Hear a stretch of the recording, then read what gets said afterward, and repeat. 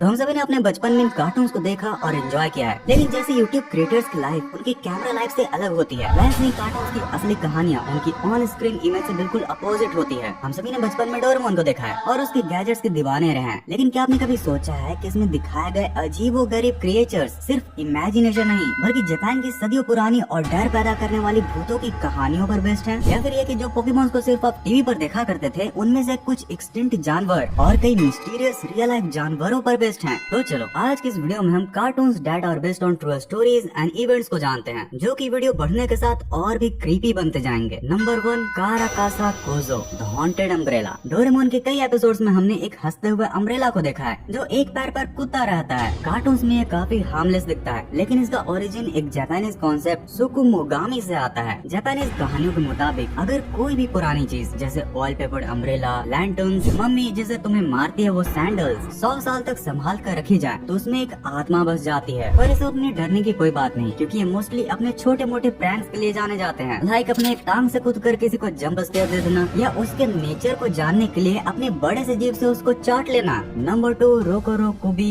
The pulley neck woman. Doraemon के horror episode में कैसी औरत दिखाई जाती है जिसका गला अचानक से बहुत लंबा हो जाता है। एनिमे में ये सिर्फ एक फ्रीकी विजुअल है, लेकिन इसके पीछे की ह्यूमन स्टोरी काफी डिस्टर्बिंग है। रोकोरो कुबी की कहानी भी ह्यूमन ओरिजिन से जुड़ी है। ये पहले आम इंसान हुआ करती थी, लेकिन किसी बड़े पाप या श्राप की वजह से ये रात को सोते वक्त बदल जाती है। असल कहानियों में इसका शरीर तो बेड पर रहता है, पर इसका सर पूरे शहर में घूमता है। ये सिर्फ लोगों को डराती नहीं है, बल्कि पुराने जमाने के ऑयल लैंटर्न से तेल भी पीती है, जो कि पहले के समय में एक बहुत बड़ा अपशगुन माना जाता था। कई कहानियों में तो ये इंसानी मांस को भी खाती थी। Number 3, Onibi the soul sucking fire. Doraemon में ब्लू और व्हाइट कलर के फ्लोटिंग फायर अक्सर हमें कब्रिस्तान में दिखाई जाती है और हम इन्हें अक्सर लाइट हार्टेड गोस्ट समझते हैं, लेकिन इनका काम काफी खतरनाक होता है। ओनिबी का मतलब है डेमन फायर। ये तब बनती है जब किसी इंसान या जानवर की आत्मा तड़प कर मरती है। रिसर्च दिखाती है कि ये आग सिर्फ रोशनी नहीं देती, बल्कि ये जिंदा लोगों की लाइफ एनर्जी चूस लेती है। अगर कोई मुसाफिर इनका पीछा करे तो ये उन्हें भटकाकर दलदल या फिर खाई में गिरा देती है, ताकि ये उनकी एनर्जी से खुद को जिंदा कर सके। ओके, तो नेक्स्ट नंबर 4 और 5 पर जाने से पहले यार, अगर तुम्हें ये वीडियो देखने में मजा आ रहा हो तो इसे लाइक जरूर से कर देना। अभी इस चैनल पर तुम्हारे लाइक्स की काफी जरूरत है भाई। 90s नॉस्टैल्जिक थिंग पर एक वीडियो डाली तो उसे भी यूट्यूब ने ब्लॉक कर दिया, तो प्लीज इस वीडियो को लाइक करके कमेंट जरूर करना। वैसे इसी टाइप के फायर स्पिरिट्स की तरह तुमने कई फायर पोकेमॉन्स भी देखे होंगे, लाइक दिस। हमारा चारिजार्ड भी इन्हीं में आता है भाई। इंडिया में जहाँ हम पिकाचू और बल्बासोर के पीछे पड़े रहते हैं, वहीं जापान और चाइना में तो चारिजार्ड की गजब ही मिस्ट्री वाली क्रेज है। वहाँ के टिकटॉक में कई ऐसे अनसॉल्व्ड वीडियोस हैं जिसमें उनको उड़ता हुआ दिखाया जाता है। अरे वाह, हाँ भाई, अगर ये चारिजार्ड है तो तुम इंडिया के सबसे बड़े यूट्यूबर। अरे सॉरी ब्रो, बुरा क्यों मान गए? ओह यार, ये पता नहीं मेरी ऑडियंस बच्चे से बड़ी कब बन गई। सारी फैक्ट्स को और भी रिसर्च करके बताना पड़ता है।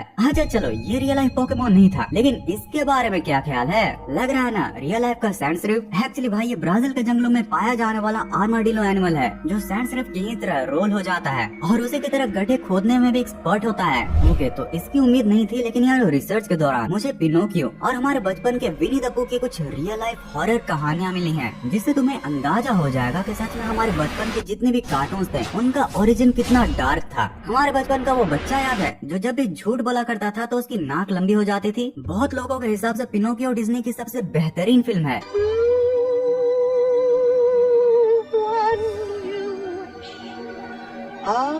बहुत पहले किसी अजीब सी दुनिया में कैपिटो नाम का एक लकड़हारा होता है, जो एक दिन लकड़ी से एक पुतला बनाता है और उसका नाम रखता है पिनोकियो, और फिर दिल से ख्वाहिश करता है कहाँ से लकड़ी का पुतला एक सच्चा लड़का बन जाए। फिर एक रात आसमान में एक टूटा तारा चमकता है और अगली सुबह पिनोकियो जिंदा हो जाता है। फिर जब एक दिन पिनोकियो स्कूल जा रहा होता है, उसे रास्ते में एक सफर करता हुआ नाटक का शो मिलता है। उसे लालच दिया जाता है और फिर वो दूसरे कठपुतलियों के साथ स्टेज पर नाचने लगता है। लेकिन जब वो वापस घर लौटना चाहता है, शो का मालिक उसे बंद कर देता है, कैद कर देता है। तब एक जादुई परी आती है और उसे आजाद करवाती है। लेकिन जब पिनोकियो झूठ बोलना शुरू करता है तो उसकी नाक बढ़ने लगती है, धीरे धीरे डरावने तरीके से। आखिरकार पिनोकियो और उसका दोस्त जिमी क्रिकेट घर लौट आते हैं, लेकिन वहाँ उन्हें पता चलता है गपेटो तो उसे ढूंढने समुद्र निकल चुका है और एक विशाल व्हेल ने तो उसे निगल लिया है। हमारा ब्रेव पिनोकियो फैसला करता है कि अब वो अपने पिता को बचाएगा। वो समुद्र के अंधेरे पानियों में उतरता है, व्हेल के पेट के अंदर तक पहुँच पहुंचता है, लेकिन अनफॉर्चुनेटली गेपिटो को बचाते हुए पिनोकियो डूब जाता है और यहीं यह स्टोरी काफी ज्यादा डार्क हो जाती है। लेकिन क्योंकि ये एक डिज्नी फिल्म थी और उसने अपनी जान देकर अपने नेक दिल होने का सबूत दिया था, जादुई परी उसे दोबारा जिंदा कर देती है और तो और उसकी डोरियां भी खत्म कर देती है और इसी तरह वो पहली बार एक सच्चा इंसानी लड़का बन जाता है। लेकिन यारो ये तो सिर्फ एक फिल्म की कहानी थी। असली कहानी जो कि द एडवेंचर्स ऑफ पिनोकियो में लिखी गई थी वो काफी ज्यादा अंधेरी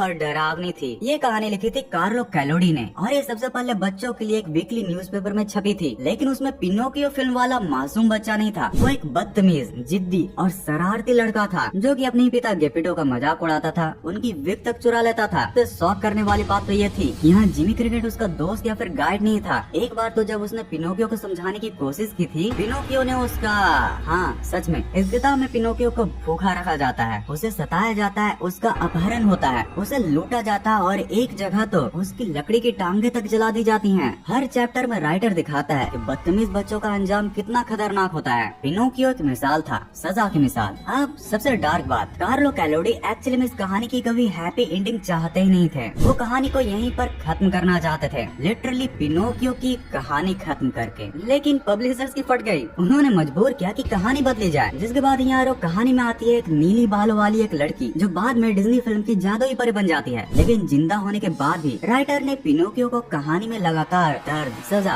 और अत्याचार झेलने पर मजबूर किया, जो शुक्र है डिज्नी फिल्म ने हमें कभी नहीं दिखाया। दुनिया का सबसे प्यारा मासूम सा टेडी बियर विनी द पू, जिसे बनाया था एक इंग्लिश राइटर ए मिल ने, जिसे फिर बाद में द वॉल्ट डिज्नी कंपनी ने उसे अपनी एनिमेटेड फिल्म से जिंदा कर दिया। वो अकेला नहीं था, उसके साथ थे उसके दोस्त पिगलेट, आयोर, रैबिट, कैंगारू, ऑल और एक ही इंसान क्रिस्टोफर रॉबिन। 100 एकड़ वुड, ये एक ऐसी दुनिया थी जहाँ बचपन कभी खत्म नहीं होता। लेकिन ये कहानी सिर्फ इमेजिनेशन नहीं थी। 1925 में मिल्न का पू कैरेक्टर इंस्पायर था एक असली भालू से, एक सिपाही का पाला हुआ भालू जिसे लंदन जो भेज दिया गया था। जब वो सिपाही जंग के मैदान में भेजा गया, मिल्न का बेटा क्रिस्टोफर रॉबिन अक्सर जू जाया करता था और उस फीमेल बियर से बहुत प्यार करता था, जिसे कि रिलेट करके उसने अपने टेडी बियर का नाम भी विनी द पू रख दिया था। और यार वहीं से जन्म हुआ हमारे बचपन के इस पीले भालू का। लेकिन ये कहानी यहाँ तक सिंपल नहीं थी। इस कार्टून में इनकी हंसी मजाक के पीछे एक और कहानी छुपी हुई है, एक थ्योरी जो कभी कंफर्म तो नहीं हुई, लेकिन सुनोगे तो सोचने पर मजबूर जरूर हो जाओगे। लोग कहते हैं पू और उसके दोस्त के कैरेक्टर्स अलग अलग मेंटल डिसऑर्डर्स को रिप्रेजेंट करते हैं। विनी द पू वो सपनों में रहता है, रूल्स की परवाह नहीं करता है, उसका ध्यान हमेशा इधर उधर भटकते रहता है। लोग कहते हैं ये इंटेंटिव ADHD की निशानी हो सकती है और उसका हनी के लिए पागलपन और कुछ भी रिस्क पर लगाने की आदत, ये उसके इम्पल्सिव ऑब्सेसिव बिहेवियर को दिखाता है। सिमिलर वे में पिगलेट हमेशा डरा हुआ, कॉन्फिडेंस की कमी, हिचकिचाहट भरी आवाज में बोलता हुआ जनरलाइज्ड एंजाइटी ऑर्डर को बताता है। ऑल बुद्धिमान दिखने की कोशिश करता है लेकिन वर्ड्स गलत स्पेल कर देता है,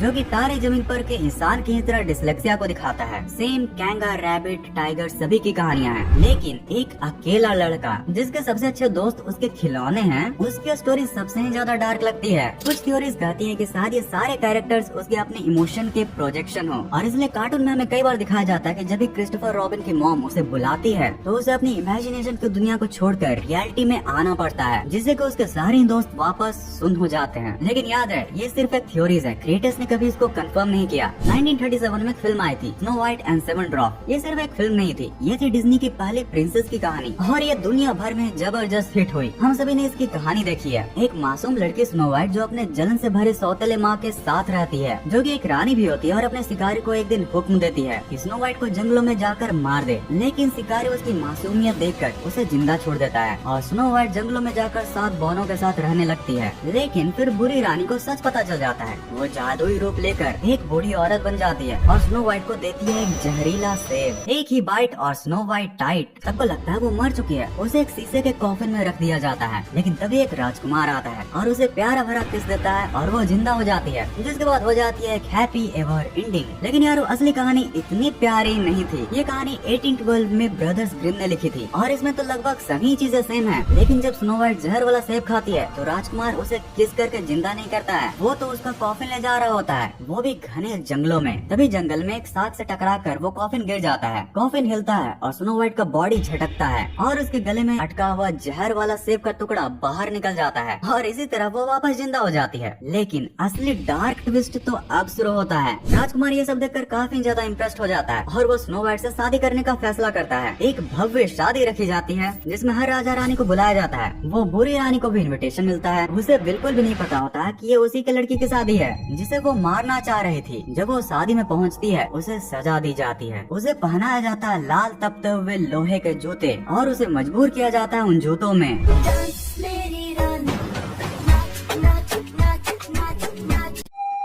सोचो एक बच्चों की कहानी जिसमें किसी को लिटरली ये स्टंट करवाया जा रहा था। ये हमारे दिमाग तो अभी झेल सकता है, लेकिन बचपन में किसी ट्रॉमा से कम नहीं होता। अब समझ आया कि क्यों डिज्नी वालों ने ये वाला हिस्सा कभी पर्दे पर दिखाया ही नहीं। ये फेयरी टेल तो सीधा नाइटमेयर बन जाती। ओके, तो अब डार्क पार्ट को थोड़ा यहीं तक रहने देते हैं। एंड एज आई प्रॉमिस, जब डोरेमोन में नोबिता किसी हॉन्टेड मैंशन में जाता है तो अक्सर वहाँ एक पेपर लैंटर्न या बोलूं हॉन्टेड लैंटर्न को दिखाया जाता है जिसकी बड़ी सी आँख और जीभ होती है। एक्चुअली इसे जापान में पेपर लैंटर्न घोस्ट कहा जाता है और ये तब बनता है जब एक पुराना लैंटर्न अपनी उम्र पूरी कर चुका होता है और उसमें सुपर नेचुरल पावर्स आ जाते हैं। जहाँ एनिमे में ये सिर्फ एक बैकग्राउंड का हिस्सा होता है, असली जापानीज माइथोलॉजी में ये उन मेहमानों को टारगेट करता है जो कि किसी के भी घर पर बिना बुलावे के चले जाते हैं। ये उन्हें डराता है और उनका पीछा तब तक नहीं छोड़ता जब तक वो घर के बाहर न भाग पड़े। हितोसुमे यूडो द वन आइड जायंट, ये मॉन्स्टर डोरेमोन में एक बड़े ताकतवर जायंट की तरह दिखाया गया है जिसका सिर्फ एक ही आँख होता है, जो एनिमे में सिर्फ एक मसल मैन की तरह दिखाया जाता है। वहीं जापानीज फोल्कलोर्स में इसका रुतबा एक डेमन किंग जैसा है।